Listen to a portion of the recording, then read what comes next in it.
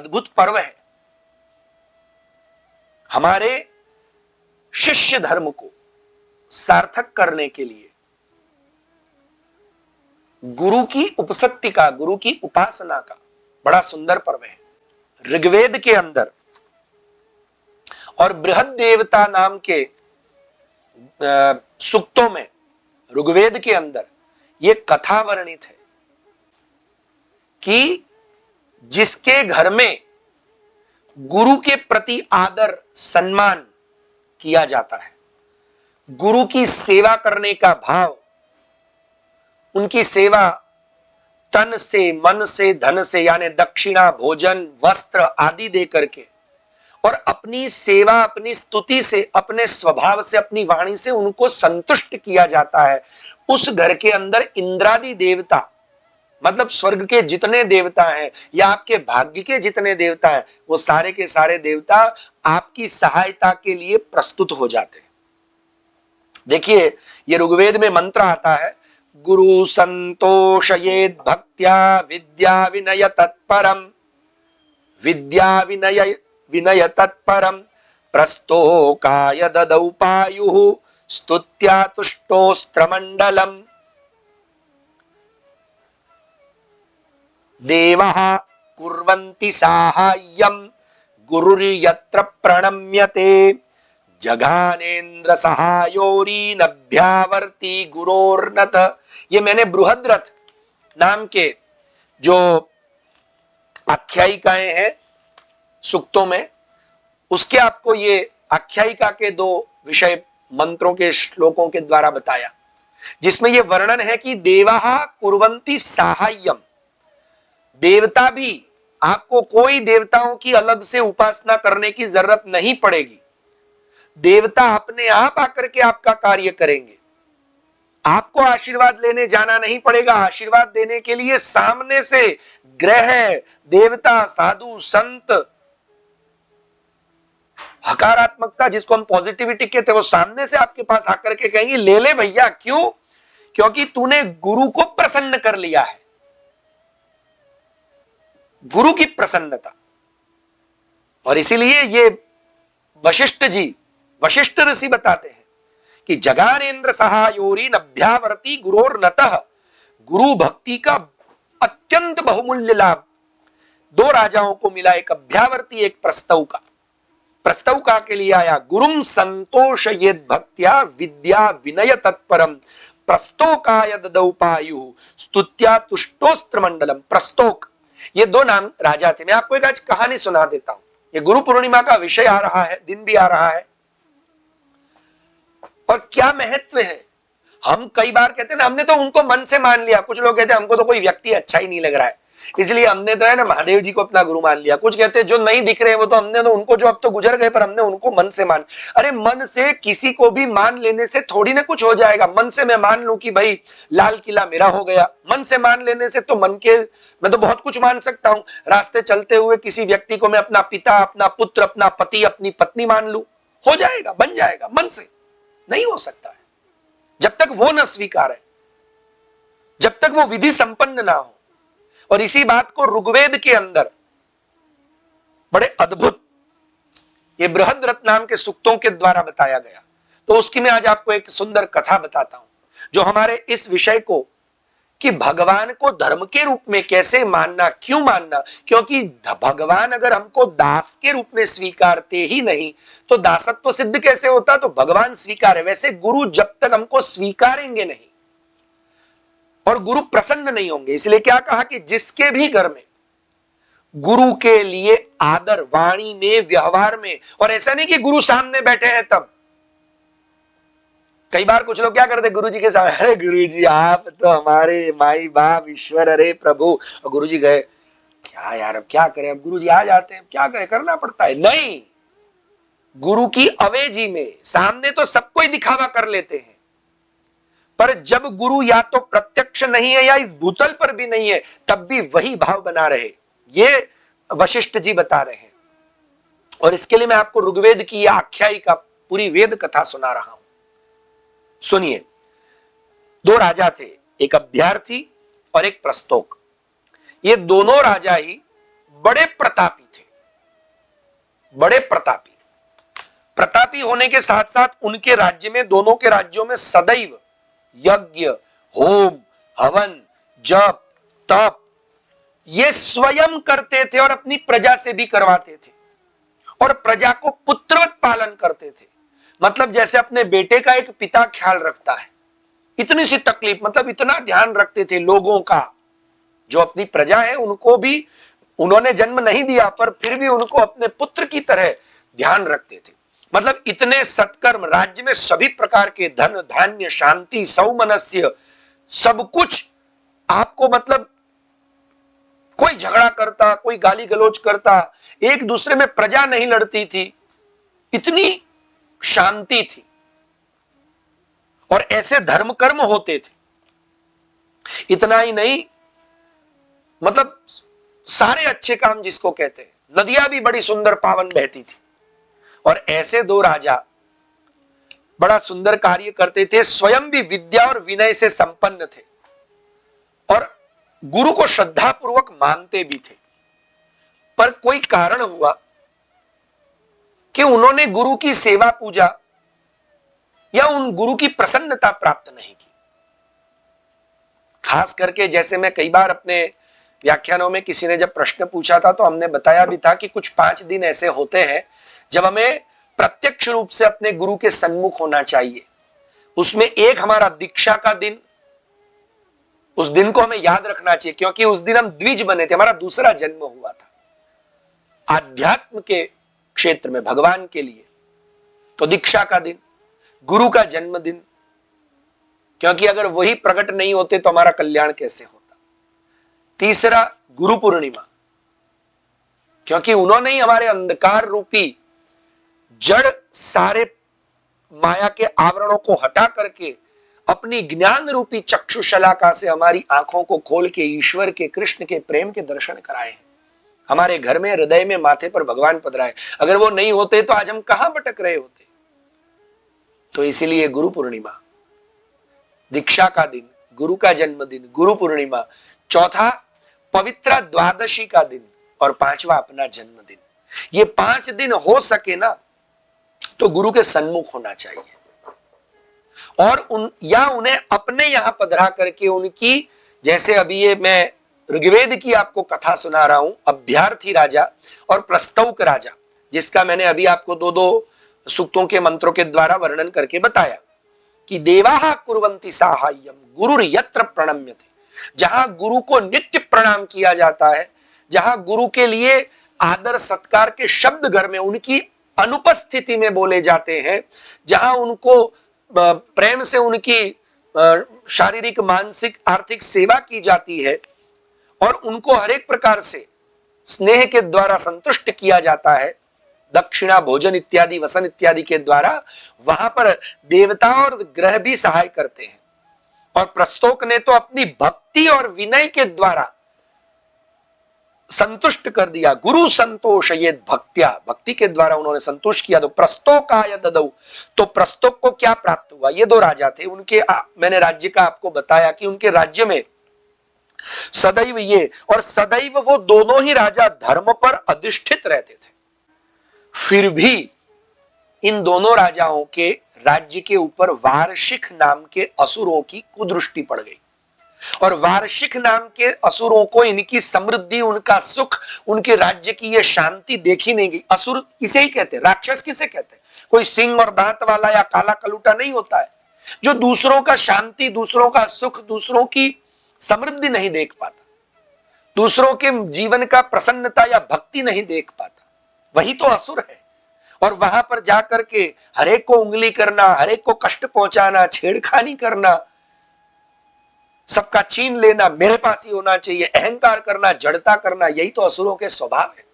तो उन असुरों ने पूरी तैयारी से अपनी असुर ताकत से, और वार्षिक नाम के असुर भी बड़े भयंकर ताकतवान थे, उन्होंने तैयारी से आक्रमण किया और इतने धर्मपरायण राजा, उनको पराजय का मुंह देखना पड़ा। इतना ही नहीं, इस दुखद घटना से इतने दुखी हो गए कि प्रजा में हाहाकार मच गया। सारे उनके जो विशिष्ट स्पेशल कुछ दुर्लभ उनके पास ऐसे पदार्थ जो उनके धर्म के द्वारा, भक्ति के द्वारा उनको प्राप्त हुए थे, जिसके द्वारा उनके राज्य में सुख शांति रहती थी, वो सब कुछ उनके पास से चला गया। कोई ऐसे मणि थे, कुछ ऐसे यंत्र थे, बहुत सारा खजाना था, उनके पास कुछ अक्षय पात्र थे, ऐसे बहुत सारी चीजें थी, वो सब असुर लूट के ले गए। अब ये दोनों खिन्न होकर के चर्चा करने लगे, अपन क्या करेंगे। ये दोनों राजाओं के मन में विचार आया कि जब भी अपने जीवन में कोई कष्ट आए तो गुरु के चरणों की शरण लो, है ना। जैसे दशरथ महाराज ने भी, तुलसीदास जी कहते हैं ना अपने रामचरितमानस में, गुरु गर गयो तुरत महिपाला। दशरथ जी गुरु जी के पास गए, वशिष्ठ जी के पास, कि अरे मेरी 3-3 रानियां, मैंने क्या ऐसा पाप किया कि मुझे बालक नहीं। और गुरु जी ने कहा चिंता मत करो, है राजन, हो ही सोत चारी, तुमको 4 पुत्र होंगे, मैं यज्ञ कराऊंगा। तुम अब जब गुरु की शरण में आ गए हो और गुरु को प्रसन्न कर लिया है अपने विनय भक्ति भाव से, तो ऐसे ही ये दोनों राजा ही सूर्यवंशी दोनों ही गुरु के पास गए, गुरु की चरण शरण लेकर के भारद्वाज ऋषि के पास गए। और भारद्वाज ऋषि ने जाकर के, भारद्वाज ऋषि उनके कुल गुरु थे, उनके दीक्षादाता गुरु, उनके ज्ञानदाता गुरु। तो ऐसे गुरु के पास जाकर के उन्होंने कहा कि भगवान, हम लोग सदैव धर्म पर तत्पर रहते हैं, इतना अनुष्ठान जप होम करने के बावजूद भी हमारे जीवन में ऐसे कष्ट क्यों आए। आपकी हम जो भी सेवा कर सकते हैं आप कृपा करें, अगर हमसे कोई गलती हुई है, आप नाराज हैं, तो कृपा करके आप प्रसन्न हो जाइए, आप आज्ञा करें, हम क्या करें। और इतना विनय विवेक करते। गुरु बड़े कृपाल होते हैं, है ना। गुरु बादल के समान होते हैं। बादल क्या होता है, जब धरती थोड़ी सी तपती है ना, और विरह प्रकट करके झुक जाती है ना, बादल उस पर बरस पड़ता है, कृपा की वृष्टि करता है। तुलसीदास जी ने गुरु को बादल की उपमा दी है कि वो बरस पड़ते हैं, बड़े कृपालु होते हैं, पर हम कभी समझ नहीं पाते और अपने अहंकार से, अपनी जड़ता से, दुनिया के डर से, लोगों का विचार करके हम अपने गुरु के प्रति अपना भक्ति भाव, प्रेम भाव समर्पित नहीं कर पाते। पर भारद्वाज ऋषि के सामने जाकर के ये अभ्यर्थी राजा और प्रस्तौक राजा ने अपने पूरे परिवार के साथ जाकर के प्रणाम करते हुए उनकी चरण सेवा की, चरण वंदना की, उनके आश्रम में झाड़ू बुहारा करके आज्ञा मांगी कि आप आज्ञा करें कि हम आपकी प्रसन्नता के लिए क्या करें। गुरुजी, हमसे कोई अपराध हो गया है, क्योंकि आपकी प्रसन्नता ही हमारे जीवन में ये कष्ट का कारण बना हुआ है। वरना इतना व्यापार करने के बावजूद, इतना धर्म ध्यान जप तप करने के बावजूद, इतना अच्छे हमारे पास सुंदर सुंदर यंत्र मंत्र मणि सिद्ध होने के बावजूद भी इतने कष्ट और असुरों से पराजय, ये गुरु की अप्रसन्नता का ही कारण है। जीवन में जब आपके ऐसा होता है, समझ लीजिए गुरु की अप्रसन्नता है कि अगर कोई आपके ऊपर कोई ऐसी कोई घटना घटती है आपके जीवन में, तो समझ लीजिए कि या तो आपके जप पाठ कम हो गए, नाम जाप कम हो गया है, और नाम जाप कम होने से आपका गुरु के साथ का जो संपर्क संबंध, जैसे हमारे घर में जो लाइट बल्ब जलता है वो उसका कनेक्शन पावर हाउस से है, तो पावर हाउस परमात्मा है और पावर हाउस का कनेक्शन हमारी मेन स्विच बोर्ड से है, और मेन स्विच बोर्ड के अंदर से जितना आपके घर में पावर चाहिए 1 फेज 3 फेज वो आपके बल्ब में पंखे में आता रहता है। तो पावर हाउस तो परमात्मा है, पर मेन स्विच जो है ना वो बोर्ड, वो गुरु है, वो आपके घर के हर एक विषयों से कनेक्टेड है। पर अगर मेन स्विच ही आपने ऑफ कर दी, गुरु ही अगर अप्रसन्न है, तो हो गया ना, पावर हाउस से तो पावर आ रहा है पर आप तक नहीं पहुंच रहा और आपके घर के सारे बल्ब खत्म हो गए, प्रकाश खत्म हो गया, अंधेरा छा जाएगा। तो इन्होंने बड़ी सेवा की, गाय की सेवा की, चरण दबाए गुरु के, पूरा परिवार उनकी सेवा में लग गया। और तब भारद्वाज ऋषि प्रसन्न होकर के कहते हैं, चिंता मत करो राजन, मैं तुम्हारी भक्ति, तुम्हारे समर्पण, तुम्हारे विनय विवेक से बड़ा प्रसन्न हुआ हूं। और गुरु, मैंने कहा ना, बहुत भोले होते, ऐसे ही प्रसन्न हो जाते, थोड़े से स्नेह से प्रसन्न हो जाते, थोड़े आपके विनय विवेक और थोड़े प्रेम के शब्दों से ही प्रसन्न हो जाते। और इसीलिए ये तो पर्व आ रहा है गुरु पूर्णिमा का, इसलिए मुझे लगा कि आज ये आपको बताना आवश्यक है, बताना ही चाहिए, ताकि आपके जीवन में अगर कोई कष्ट आए हैं तो उसका निवारण आप कर सकते हैं, और नहीं भी आए हैं तो आए नहीं कष्ट, और ऐसे सुंदर अवसर पर आप इतने परम लाभ से वंचित न रह जाए। तो भारद्वाज ऋषि ने अपने पुत्र पायु ऋषि को बुलाया, और पायु शब्द का जो अर्थ होता है धातु, उसमें पा धातु लगती है और पा धातु रक्षणे पोषणे धातु होती है। उसको उण प्रत्यय लग करके पायु बनता है, जिसका अर्थ यह होता है कि कोई भी दुखी पीड़ित व्यक्ति जब शरणागत हो जाए तो अपनी मंत्र सिद्धि शक्ति से उसका हरेक प्रकार से रक्षण और पोषण जो करता है वही गुरु पायु है। इसलिए अपनी सारी शक्ति रूपी मतलब अपने तप रूपी फल रूपी पुत्र पायु को बुलाया और कहा कि बेटा आप इन दोनों हमारे शिष्य को आप कृपा करके ऐसा बना दीजिए, ऐसा कुछ करिए कि ये जिंदगी में कभी पराजय ना हो और इस प्रकार रोए ना, क्योंकि हमें हमारे शरणागत जीव, याद रखना गुरु हमेशा अपने शरणागत के ऊपर कृपा करता है। और इसलिए ऋग्वेद में आता है दशरथान वृष्टिमत शतंगा अथर्वभ्यः अश्वथ प्रस्तोक पायवेदात्। प्रस्तोक राजा और मैंने अभी आपको बताया अभ्यावर्ती राजा को पायवेदात, पायु ऋषि ने उनको अपने शरण में लेकर के उनकी रक्षा की। मैं इसलिए बीच बीच में आपको मंत्र बताता हूं ताकि आपको ये ऋग्वेद पढ़ते समय आपको ये सारे जब पढ़ेंगे कभी तो आपको ये सारे कथानक और ये विषय याद आए।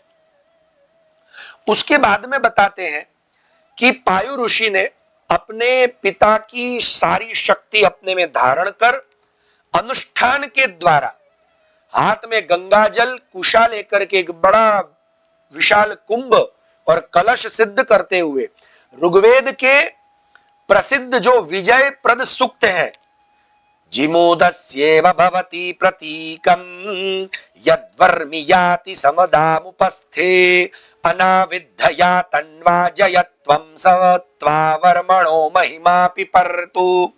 ये विजय सूक्त का मैंने आपको एक मंत्र बताया। इसका अर्थ होता है पायु ऋषि त्रिष्टुप छंद के अंदर वर्म की स्तुति करते हुए सारे अस्त्र शस्त्रास्त्र के देवताओं को बुला रहे हैं और अपने पिता की मतलब गुरु की सारी अब तक की शक्ति को राजाओं के अस्त्र शस्त्र और उनके शरीर पहने हुए वस्त्र कवच में, इसलिए तो गुरु के चरण को स्पर्श करना और उनका वरद हस्त, गलती से भी जब आप उनके चरण स्पर्श कर रहे हैं और उनका हस्त आपके माथे पे आ गया तो एक सर्कल बनता है और इस सर्कल में आपके मन में, आपके हृदय में, आपके शरीर में उनकी पूरी एनर्जी ट्रांसफर होती है एकदम फास्ट और उस चक्र के अंदर आपके अंदर की सारी नेगेटिविटी खत्म होकर के पॉजिटिविटी अपने गुरु आपके हृदय में पधराते हैं।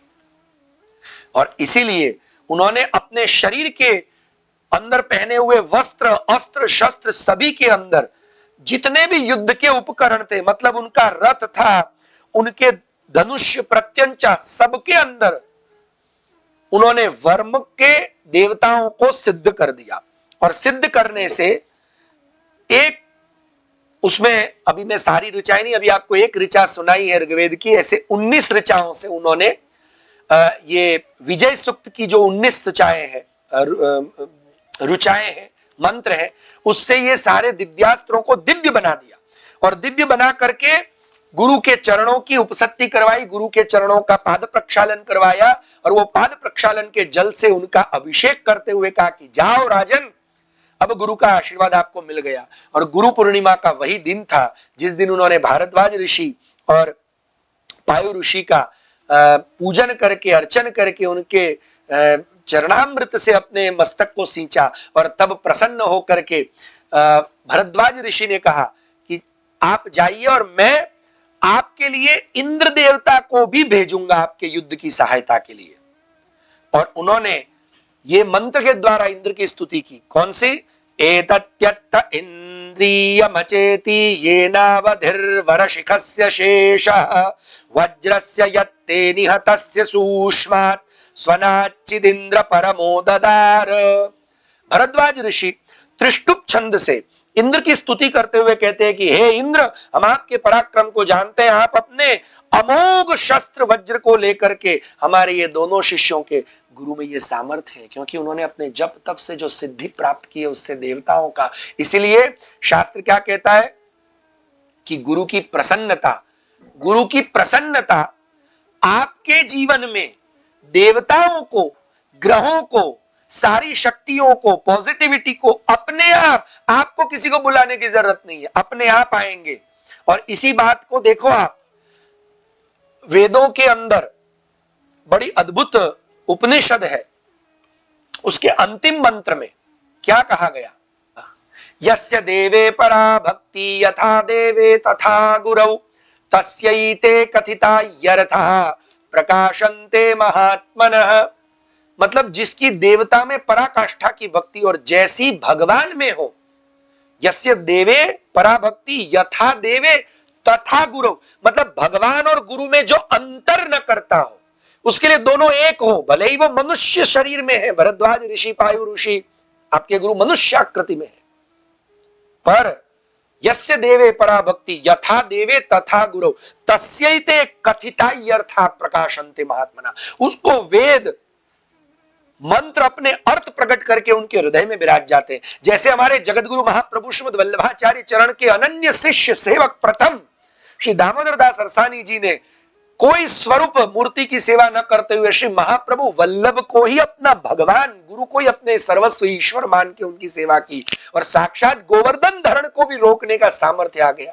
उनको दर्शन देने भगवान स्वयं आते हैं। ये गुरु की प्रसन्नता का प्रभाव है। और इसीलिए भरद्वाज ऋषि ने आशीर्वाद देते हुए बड़ा सुंदर मंत्र कहा कि चिरंजीव अभ्यथावर्तिन प्रस्तौकः शुभास्ते पंथानः सन्तु। और ये देखिए, ये जो शब्द है मैं अभी बोला, मुझे आज जब ये मैं ऋग्वेद के मंत्र ऋचाएं कहानियां पढ़ रहा था, ऋग्वेद के मतलब सूक्त की ये कथाएं, कहानियां तो नहीं कथाएं, तब ये ध्यान में आया कि हमारे पिताजी, हमारे गुरुजी जब भी हम कभी बाहर गांव जाते थे, और ये हमारी प्राचीन परंपरा थी कि हमको कहते थे शुभस्ते पंथाना। जब हम जाके कहते गुरुजी हम अभी व्यवसाय के लिए जा रहे हैं, हम अपने घर जा रहे हैं, कमाने जा रहे हैं, पढ़ने जा रहे हैं, तो गुरु हमेशा कहते शुभस्ते पंथाना संतु। तब ये याद आया कि ये आशीर्वाद तो भारद्वाज ऋषि ने अभ्यावर्तिन और प्रस्तौक राजा को दिया था, और कहा था कि शुभास्ते पंथानः सन्तु, मतलब इंद्र आपके रास्ते को शुभ बनाएंगे। सारे देवता, ये गुरु की शक्ति आपके आगे चलती है और रास्ते को साफ करती जाती है। उससे इंद्र ने अपने अमोघ अस्त्रों से, और इन दोनों ने ये पायु ऋषि के वर्मण नाम के मंत्रों के द्वारा प्राप्त दिव्यास्त्रों से वार्षिक नाम के सारे असुरों का खात्मा कर दिया। अपनी सारी वस्तु तो ली, वार्षिक नाम के असुरों की भी संपत्ति ले आए।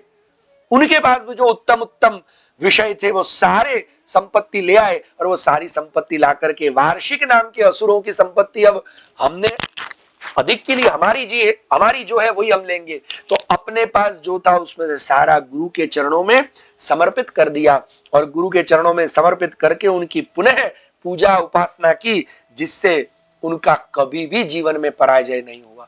तो ये जब तक गुरु शिष्य के रूप में ना स्वीकारे, गुरु अगर आपसे अप्रसन्न हो गए, याद रखिएगा उनकी अप्रसन्नता आपके करे हुए जप तप व्रत होम हवन स्वाध्याय को भी निरर्थक कर सकती है।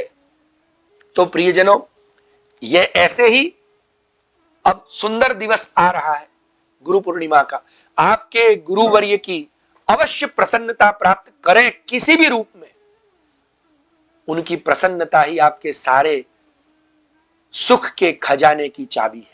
और गुरु पूर्णिमा का दिन आ रहा है, उस दिन ठाकुर जी को भी हमारे यहाँ कचौरी पूनम के रूप में कचौरी धराते हैं। क्यों? उसमें पूरा मसाला भरा होता है, बड़ा पतला पड़ है, उसमें मसाला भर के भगवान को कचौरी खीर। क्यों भगवान को खीर पसंद है? क्योंकि खीर से पायस का यज्ञ इत्यादि होता है। ये पूरा भी एक कि कचौरी मतलब गुरु अंदर से आपको भर देता है, ऊपर का कैसा भी आवरण रहा हो, ये संसार आपको खौलते तेल में तलता हो, पर आपके अंदर का मसाला आपके जीवन में प्रसन्नता ला करके खीर की मिठास ला देगा। अंत में एक बात और बता दूं कि ये गुरु पूर्णिमा व्यास पूर्णिमा कही गई है, तो इस दिन को आपके दीक्षादाता गुरु तो है ही, पर शिक्षादाता गुरु जो व्यासपीठ पर विराजमान है, जो आपके जीवन का अंधकार मिटाते हैं, उनके पूजा का दिन है, उनकी अभिवादन का दिन है। तो ये मत भूलना, है ना। तो जिसने जिसने आपको एक एक अक्षर का भी ज्ञान दिया, उन सभी को प्रसन्न करने की चेष्टा करें। ऐसा ही गुरु पूर्णिमा का पर्व आप सभी अपने गुरुजनों की सेवा तन मन धन और प्रत्यक्ष प्रत्यक्ष रूप में जाकर के उनकी अप्रसन्नता दूर करिएगा और प्रसन्नता पाते ही आपके सारे काम बनेंगे। ये मेरा पूर्ण विश्वास और मेरा स्वयं का अनुभव है। अपने अनुभव जन्य बात बता रहा हूं, इसलिए आज गुरु के लिए बात निकली तो हृदय से पूरा मेरे गुरु ही मेरी दृष्टि में थे। और इसीलिए आप सभी को आने वाली गुरु पूर्णिमा की अनेकानेक बधाई।